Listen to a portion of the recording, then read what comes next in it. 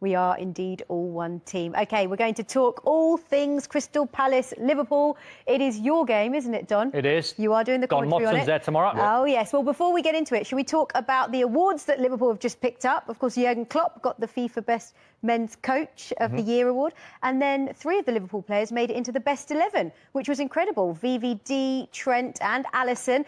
But, I mean, I guess these are the moments that, as a player, you must dream of, right, Leroy? Absolutely, and what Jurgen Klopp did really well, it wasn't just the players, it was his coaching staff as well. Because he said, am I the best coach in the world? No. Have I got the best coaching staff in the world? Yes. And that's really where he wants to give credit to those people around him. But that makes him the best manager in the world, for getting the best coaches in the world around him. And I just think that's what Klopp's done.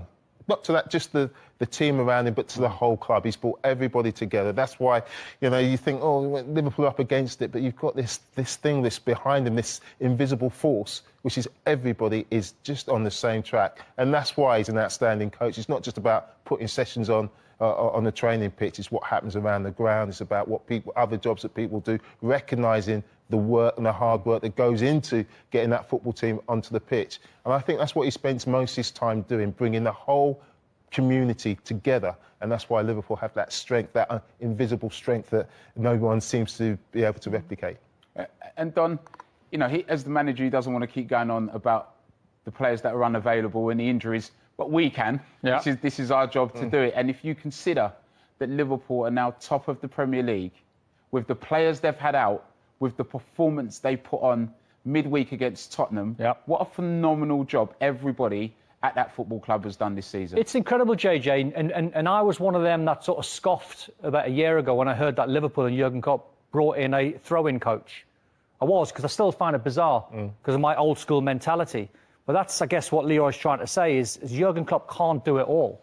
Now, he can't physically do it all as a manager, so he has a team around him that he absolutely trusts. If he steps away from the training ground and a throwing coach is doing his 15 minutes, then he can let him do his thing and let him coach. Then you times that by about another 15 people, all guys behind the scenes. And for Liverpool to be where they are, it's such a tricky start of the season, losing Van Dijk and getting walloped 7-2 when Van Dijk played against Villa. And some of the results and the performances, you thought, well, in this seasons of all seasons, this is going to be bizarre. And everyone's got a chance. There's so many teams that can put their hands up and say, don't forget us, by the way, we've got a chance. And they have, and rightly so, and they have to be in the conversation. But for Liverpool now to be 3 points clear, it's a remarkable job that this man's been doing over the years. Yeah, and to be top of the tree at Christmas, see what I did? Oh, I see what you've done there. And coming off the back of that first season, by the way, when everyone sort of laughed at Jurgen Klopp, because he kept getting to finals and he couldn't win. So everyone had him down as this sort of loser, if you like, but he knew exactly where he wanted this team to go. He did. And let's talk about, I mean, there's so many players to pick out, but Bobby Firmino, I mean, we've all been behind him. You know, it's been really difficult for him because with Jota coming into the side, everyone's been questioning him. We all know what he's capable of. But for him to score that goal in the manner that he scored it was just brilliant for him. You could see how much it meant to him as well. Seema, look, it's incredible. And you talk about great management. When he was having really difficult time, that guy, Jurgen Klopp, came out and said, just look, he is so important to us. And he wasn't playing the best that Robbie's played in his career, but he knew how important he was to Salah, to Mane, to those midfield players, that when they look up, they know they've got an easy pass into him. Makes the job for everybody so much easier, but doesn't get the plaudits because he doesn't score the goals. But then you saw he sticks with him, he doesn't back down, he gives him his head, he says, look, you're doing... What it means to the fans, and they've had his back. As you said, you know, he went through some performances where you start to ask the question, is his form just dipping? There's centre-forward teams around the world, and there's a handful of centre-forwards where you don't mind if they're not scoring because of what they do for the team and how they contribute. He's probably one of the best ones. Diego Costa at Chelsea, you know, he was one of them where, you know, you don't mind what he's doing because he's beating centre-halves up. He must be a midfield player's dream. Absolutely. And just very quickly to another player I think is and I don't know why he doesn't get the love, is Gini van Aalden. I don't ever see him play bad.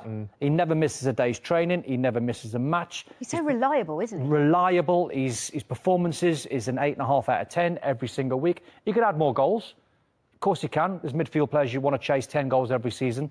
But I never see the guy missing. He never, ever hides. Just he's doing the job that the manager wants. And when he came off the bench in that famous Champions League game against Barcelona, where he was a little bit disappointed that he didn't get the start, he scored twice.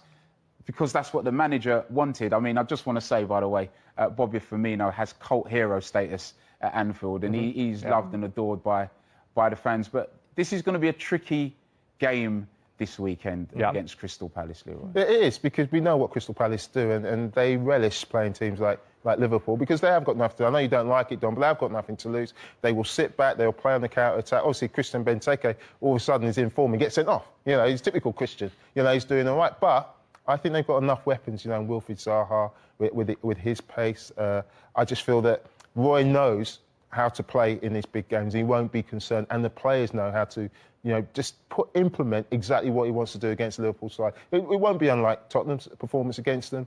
And so this is going to be a really interesting game. We're going to continue talking about the game, but first let's hear from the Crystal Palace camp ahead of the game against the league leaders. We sat down with Patrick van Aanholt, who's had quite the journey to find his way. To reflect there on the career of Patrick van Aanholt. Let's pick up on what we were talking about before, though, because we were talking about players missing, i.e. Benteke.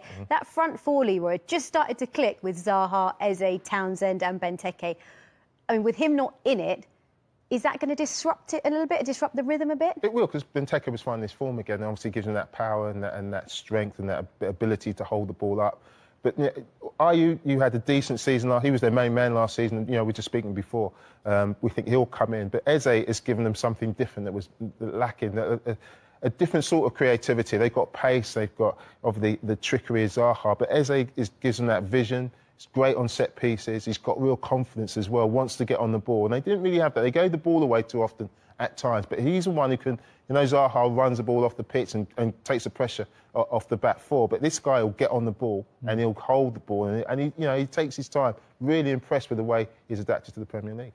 Don, does Roy Hodgson sacrifice maybe one of those attacking players and go a little bit safer? I mean, he's not going to have Benteke.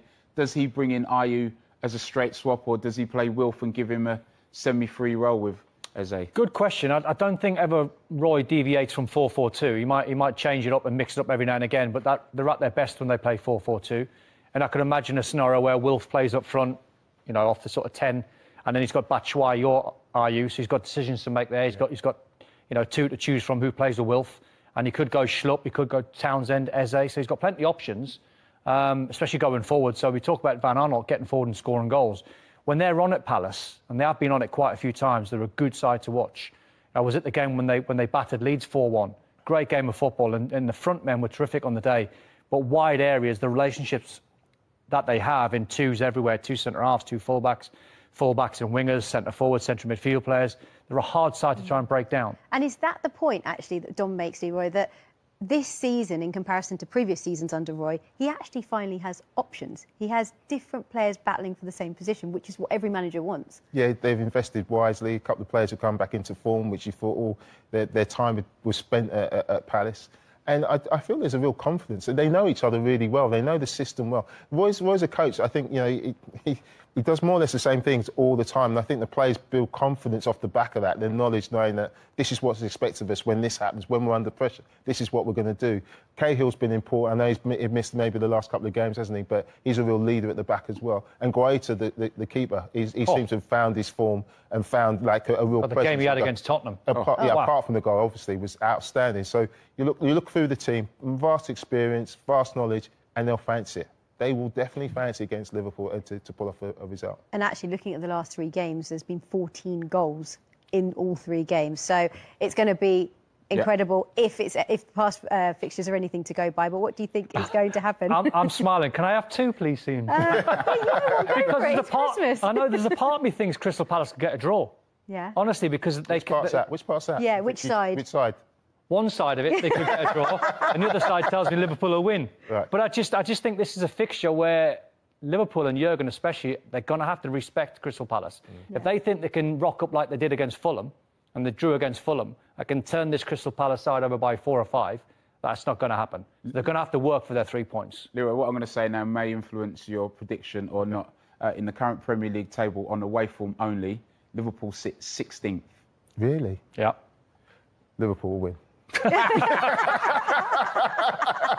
on cue, that, wasn't it? I know. OK, another big game and a tough challenge awaits the Gunners at Goodison. And Bernd Leno has been speaking about the pressure on his shoulders as the current #1 shot stopper at the club, with a long and strong line of former goalkeeping legends.